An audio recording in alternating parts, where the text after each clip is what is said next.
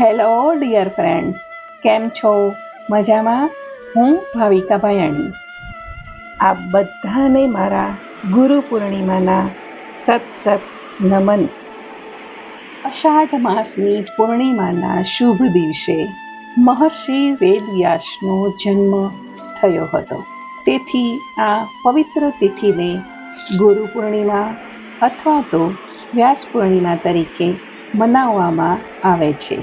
મહર્ષિ વ્યાસે ચારો વેદોનું વિભાજન કરેલું અને મહાભારત અને પુરાણોની રચના કરીને સનાતન જ્ઞાનને આવનારી પેઢી સુધી પહોંચાડ્યું છે.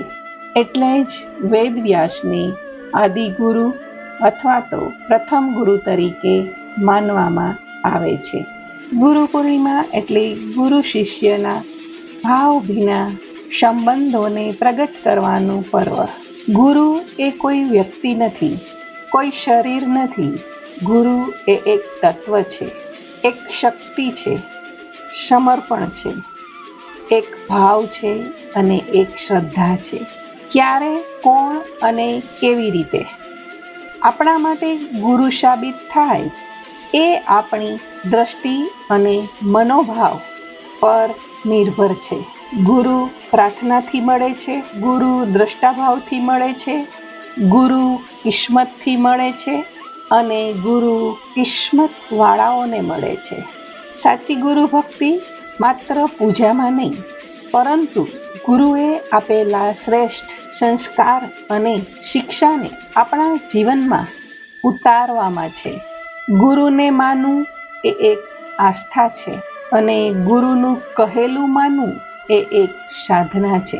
ગુરુ એ માત્ર શિક્ષક નથી, પણ જીવનને સાચી દિશા બતાવનાર પ્રકાશ છે.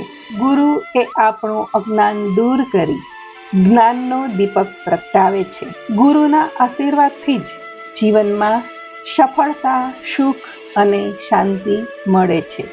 ગુરુનો આદર કરવો એ જ જ્ઞાનનો આદર કરવો છે. ગુરુર બ્રહ્મા ગુરુર્વિષ્ણુ ગુરુર્દેવો મહેશ્વર ગુરુર સાક્ષાત પરબ્રહ્મ તસ્મૈ શ્રી ગુરુવે નમઃ.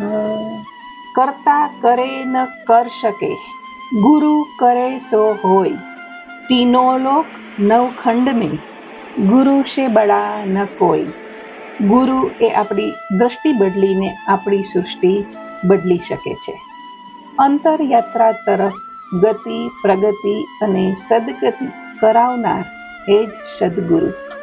ભગવાન દત્તાત્રેય જગતને એક ક્રાંતિકારી વિચાર આપ્યો. તેઓએ એક નહીં, બે નહીં, પરંતુ પૂરા 24 ગુરુ ધારણ કર્યા. તો આજે ગુરુ પૂર્ણિમાના પાવન દિવસે આપણે પણ સંકલ્પ કરીએ કે હું દરેક સંબંધ, જીવનના દરેક વ્યવહારમાંથી કંઈક ને કંઈક શીખીશ. સુખમાં નહીં અભિમાન અને દુઃખમાં નહીં ફરિયાદ. એ શીખ આપણે લેશું. શીખવાની કોઈ ઉંમર હોતી નથી.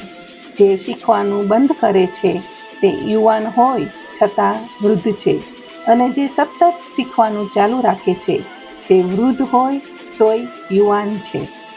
ગુરુ બિન જ્ઞાન ન ઉપજે, ગુરુ બિન મિટે ના ભેદ, ગુરુ બિન સંશય ના મિટે. ભલે વાંચો ચારો वेद, दिया ज्ञान का भंडार हमें, किया भविष्य के लिए तैयार हमें. है आभारी हम उन गुरुओं के जो किया કૃતજ્ઞ અપાર હમે. આ બધાને ગુરુ પૂર્ણિમાની હાર્દિક શુભકામના.